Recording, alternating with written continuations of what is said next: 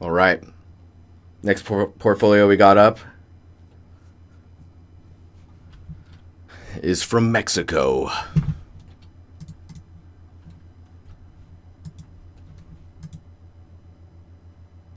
I want to say the name is Mauricio. Mauricio. I have no idea. Cool name though. Much cooler than Jeremy. Jeremy's kind of like, I don't know what a Jeremy is. It's Oh man, Mark. Dude. Marky, dude, that's like. So I went to the Art Institute of Seattle. Spine surgery, dude. Heal well, my friend. Heal well. Okay, so we've got this portfolio here. I'm going to move this off to the side so we're not looking. Let's see what he has to say. I go by Jeremy, but the legal name is Jeremiah. Maru Isio? It's Maru. Maru's making art. Let's see.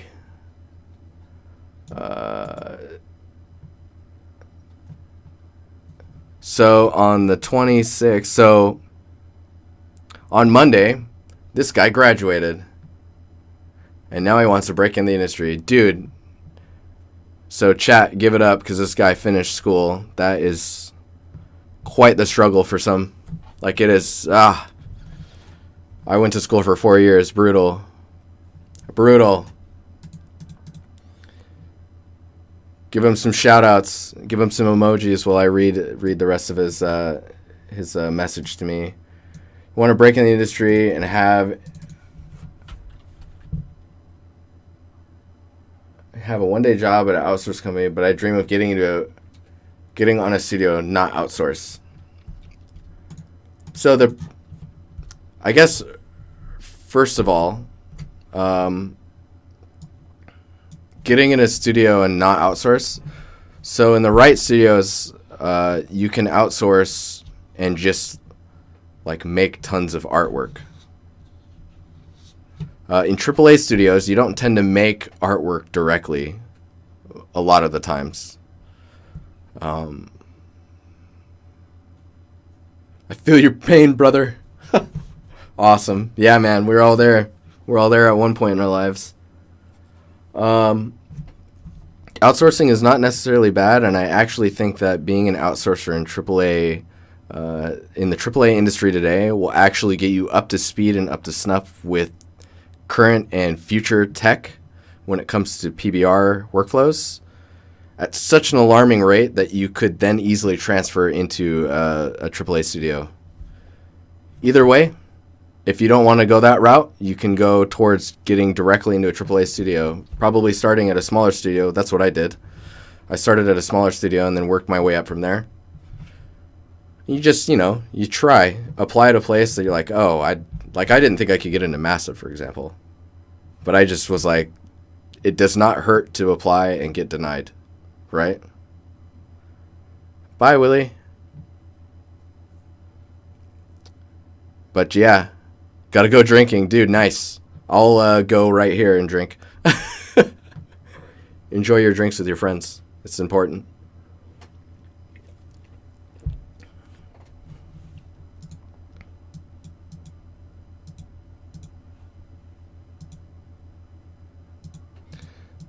Did they give you feedback? What do you mean, Marky?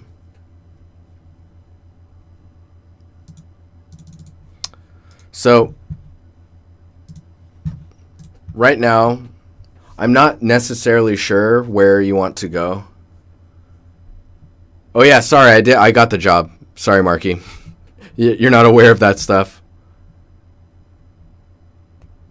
Okay, so little side tangent. When you're getting into the industry, you want your application to be perfect, right? Make a good application for that studio with a cover letter and stuff, right? And say why you would like to work there. Send it to them.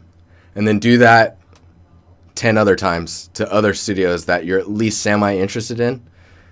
because early on you're going to get shot down like crazy. And even later in your career, people will shoot you down because your portfolio is very specific in one direction. And if it's too specific in one direction, they're going to think that you're not actually interested in working on what they're making. That's how you know a studio really cares, is they're like, so why do you want to work on this game? We see that your portfolio is full of like car games or something like that, and we're making like a shooter. Yeah, and shot down is totally no reaction to an application, which has a number of meanings. But we can get into that on another stream. We gotta focus. We gotta focus on this portfolio. So I know that this is a tutorial. The execution in general is pretty strong. Well, that was a really weird camera move. I wonder how that was set up. Huh. Hang on, I gotta go back and look at it again. So I'm guessing you have like you choose a starting angle, and then you export it, and then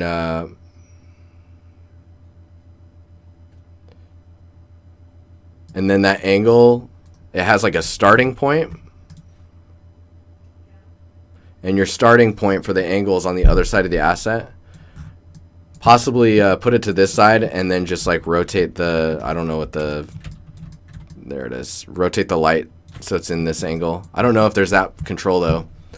I'm grinding the followers. What are you talking about, man?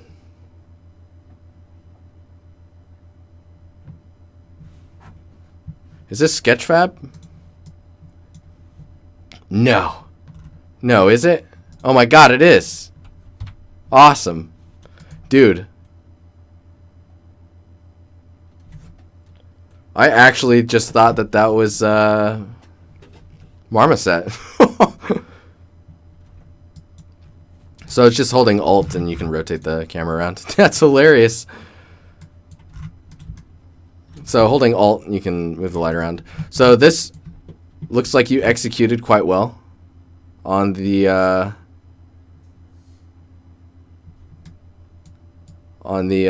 substance. The breakup pattern here is a little heavy, and maybe using a mask to try and break that up a little bit from being so uniform would probably help. I'm talking about these like cracks and stuff here.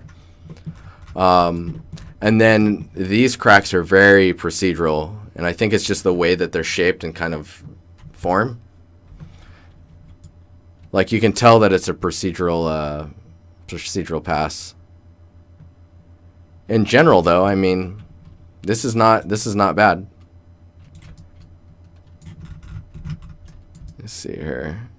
You have a pretty good understanding of roughness. It looks like there's a variation between these kind of lichen-like mossy-looking spots, and then just the stone in general. Contrasting that range a bit more would definitely help. Let's see if we can't shadeless. Yeah, and you don't seem to be putting too much lighting into your albedo, which is really good for PBR. It gets a little dark in here, so maybe you're adding your ambient occlusion a little bit into the AO, or into the albedo. I'd be careful with doing that just because of PBR. In physically based game engines, usually they take the ambient occlusion and they have that show only in the shadows, and then it gets removed, or the lighting is additive on top of the ambient occlusion channel in the deferred render to mask that out or to remove it. So you end up only seeing the ambient occlusion in shadow, which can be it's a little weird. It's a little jarring. In some cases, it makes you want to put ambient occlusion into your albedo, which is not necessarily a huge no-no, but full on is just wrong. Like don't full on ambient occlusion in your albedo for PBR anyways. But there is a time and a place for it. I won't say that never, because again, time and a place. In general though, this looks pretty solid. I'm sure you learned a lot from this. And the reason I say you learned a lot from it is because it's executed well. What I want to see is stuff like this. I don't know if this is a tutorial. These patterns are fucking sick. This is a little odd with it being the edges here. Like I would expect maybe for that to be straight just because these ones are straight. But this is great. The roughness feels a little off. And there's these scratches that are happening that I feel like wouldn't be there. Like these like random little highlights you're seeing here. In general though, this is pretty solid. Be careful with uniform edge damage. Like this chip here is really nice, but overall it's kind of just going along the edge. It would be nice to have maybe like 70% microchip, like super small chipping, and then that other 30% being like the bigger stuff like these more large ones. This is pretty sick though. It's funny, it's like when I look at PBR stuff, PBR materials, the first thing I do is like go down like this and then do this. And I start checking the roughness. That's like the first thing I go to. Because this is, if you can nail the roughness so that it's as close to reality and how the roughness of a material like this would be in real life, you nail this and this instantly looks real. It's like if you can get it perfect, it's real life. It's insane. That's what's so exciting about PBR, is it really comes down to just that. There's a little bit of questions in chat. I'm sorry, I'm focusing on the portfolio a bit here. Should you have work that is from tutorials in your portfolio? So there was a little bit of a discussion on that 2 portfolios ago. And while doing tutorials is good, that gets you understanding the tool, right? So that you can create the content. That's for a lot of people, that's how you get used to it. That's how you start to understand the tools so that you can actually make your own work. I think it's fine to have it in your portfolio because a tutorial is a tutorial. What if you make the tutorial and in the process you also like make it look better than the tutorial? That's pretty crazy. That being said, though, I would say that it is really good to, once you've understood the lessons from a tutorial, is to push yourself to create your own stuff using what you've learned from that tutorial and put that in your portfolio, because nothing speaks more about a portfolio than your own work, right? So this one is actually using someone else's 3D model, and this is really good that you've credited the artist. So textures, not bakes. Also more clarification, super good. So you did the texture work done by me inside Substance Painter 2.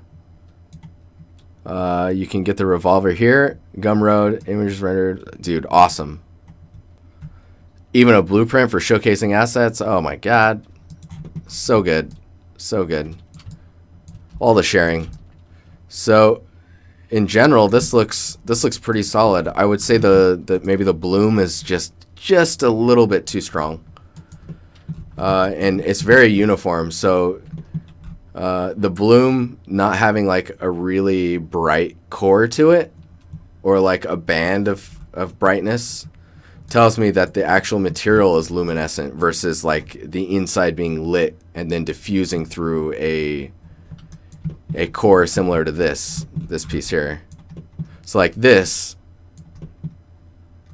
that being illuminated is really interesting to me. Like I don't know where the light source is coming from. In general though, like look at that. Your attention to detail is awesome. Like there's so much going on the surface. This area right here is really good. There's There's these micro directional grooves happening. I can't tell if, hang on. Shadeless. I think that's happening. It's in the, let's see the matte cap. It's in the normal. Interesting. Interesting. Okay. Wow, yeah, your bloom is very, very strong. So yeah, toning back on that would be good. What's really good about this asset is the variation in roughness. Like the roughness here versus here really helps. You see that? And then this here. It really helps get that that range and variety.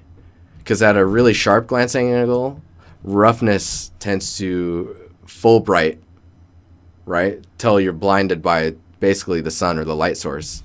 If the light source is bright enough. Of course the sun is, you're blind. Nice muffin. Wow, rude. I kid. I kid. There's a lot of Dutch people, dude. There's a lot of people in general from this area of the world. It's probably because of my time zone of streaming. But in general, this is solid. This shot looks even better because the lighting in this one is very dark. In this shot, dude, this looks like CGI. This must be iRay rendered. At least it looks iRay. Yeah, this material's dope. Oh, I didn't see that. Hang on here. Where's the... There it is. That's awesome. See, I don't even see that in this view. But when you're giving me angles like this, I'm like, dude, sick.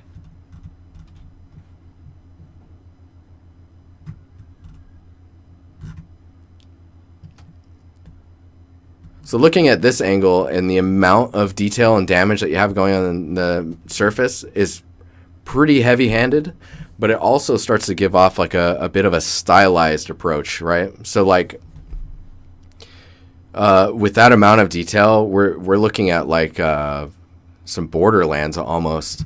Like if you put like I'm seeing it here because of the way that the normals are and stuff, but if you put like an edge on here, a dark edge, some cell shading, this is Borderlands content. Like this looks awesome from that angle. Yeah, the materials look good. Roughness ranges are looking pretty nice. Super cool. Super, super cool. Definitely look at your emissives. I tried to rotate that. Yeah, look at your emissives. Look at what you're rendering in for your real time versus your renders. And yeah, I guess look into being careful with how much damage you're doing on this material. This scene's really cool. I was looking at this at lunch actually, while Mauro was eating. The amount of assets and scattering, there's like storytelling going on here. This is great. The subtle drawer opening here. Really interesting door angle here as well. And I think we've all been there, putting a chair like this on the ground. So this room model inspired by Life is Strange. Awesome. Dude, I still need to play that game.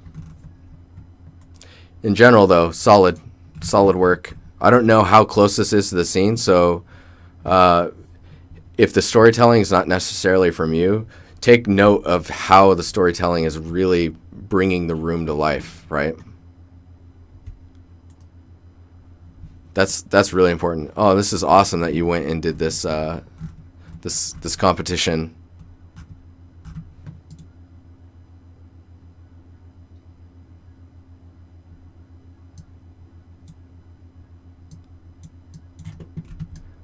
In general, I would say this was executed quite well. Oh man, this looks awesome. I assume this is like a image projected onto the back. Super, super cool. Gotta love those underwear, guys. So see how this roughness, how much that's doing for the surface? Like you can see the light sources but then there's like all this breakup that's happening on the surface of that. Just, oh man, it's good shit. And the range, you're going from this like pretty diffused material, which is like a paint, to like this, this looks like, what is that? Like jade. And then going into like a gold band. The roughness variation is just awesome. That is super cool. Super cool. His face is pretty funny too. Portfolio reviews. Sand dune substance, very stylized. I like it. I would like to see it on like just on some rolling planes. You could just model some like really simple hills and stuff, and then just have, you know, the unreal sky in the background, just to see how it plays across the surface. That face reminds you of what? There's no eyebrows. I see no eyebrows. Holy shih tzu. Reed wood. Hey Reed, it's Reed's wood. That's not awkward at all. This material looks really good. The normal looks pretty nice on it.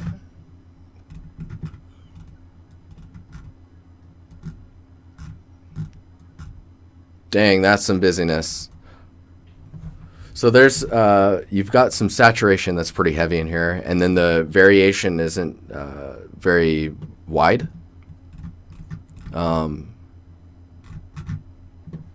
Like when I see it up here, like I expect maybe like the deeper areas to have some like maybe being either wider or drier. Like think about the material and like how dried out it gets based on like how it's exposed. What's up, Jung? How you doing? Demez. Hey, Lightbulb, how you doing?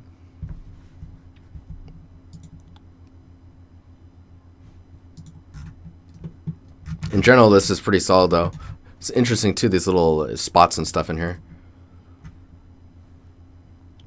So these ones, fan art did with Photoshop. So this this one's interesting because like I feel like this actually belongs more on your blog, because I'm not sure how much artistic control you have over this, right? Composition was probably made from let's see what this is.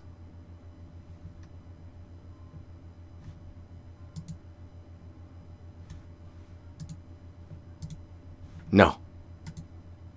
There we go. Oh, interesting. Yeah, so like I feel like this is just filters, right? I'm assuming it's just filters and a little bit of tweaking and value shifting. Like while this is really cool, it doesn't really, like this doesn't push. I'm doing good, Lightbulb. I hope you're doing well. Happy Friday. It doesn't push the your abilities as a 3D artist, right? Man, it'd be really interesting if it turned these triangles into a three-dimensional space, and based on the value shading, it tried to curve and unwrap. But yeah, I feel like these ones, it's difficult for, like, this isn't really focused on what you're trying to do as a, like, junior 3D game artist, right? These don't really, this wouldn't help you get hired. I'll say it like that. Like, I would put those in a blog, and then it's about what is the focus of your portfolio. What do you want to be? It says junior 3D game artists. So to go into a little bit of a spiel, in game art, you have concept artists, you have character artists, you have environment artists, prop artists, weapons artists, vehicle artists. I'm forgetting some UI artists, effects artists. Like you have to, if you're going 3D and you want to do environment art, then it branches into very few things. There's prop artists, texture artists. Thank you, 4D. There's prop artists. There is an environment artist, and then prop artists tend to not only make their own art, but more so tend to manage and help push production of outsourcing and how that integrates back into the project as a whole for AAA anyways. From what I'm seeing on your portfolio is you probably want to be a texture artist. Like you're exploring some modeling and stuff here, but this is texturing, this is texturing, right? So you have to make the decision, do I become a texture artist? Do I become an environment artist or a prop artist? So find out what makes you have the most fun while you're making art, and that's the answer. It's actually really, really simple, but it scares the shit out of people sometimes. I would say you're probably shooting towards being a texture artist, which is actually, it's very wanted in the industry currently, but it's also semi-difficult to get into because you have to be really good for them to want to do that because they consider that a very specialized role. That's like deep into AAA. Texture artist is definitely becoming more of its own thing. And I think that has to do with substance designer. Can you become all three? You can become good at all three, but like the best of the best AAA, no. Like you gotta like specialize. You can be a generalist of three. Like right now, I would say I'm a substance, like, what is that? Hang on.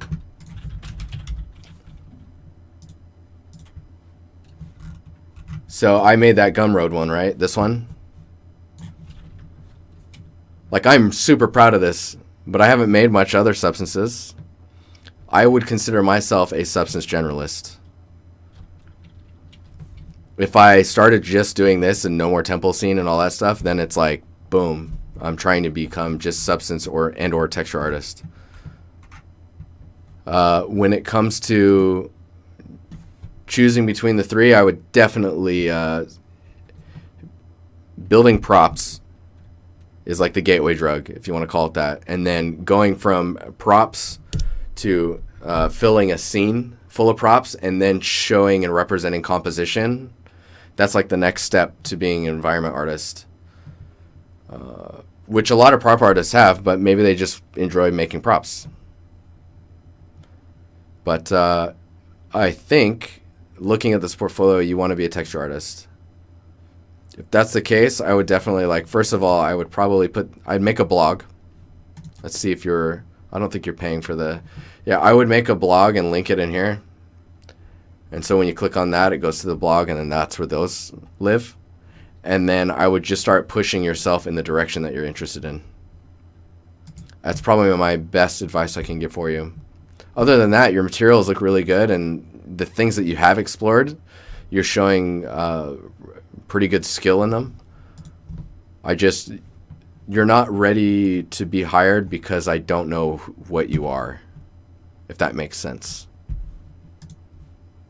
Does that make sense?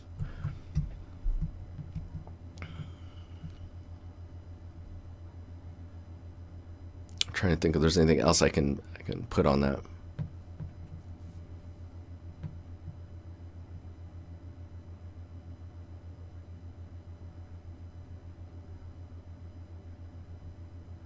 I think that's it. I mean,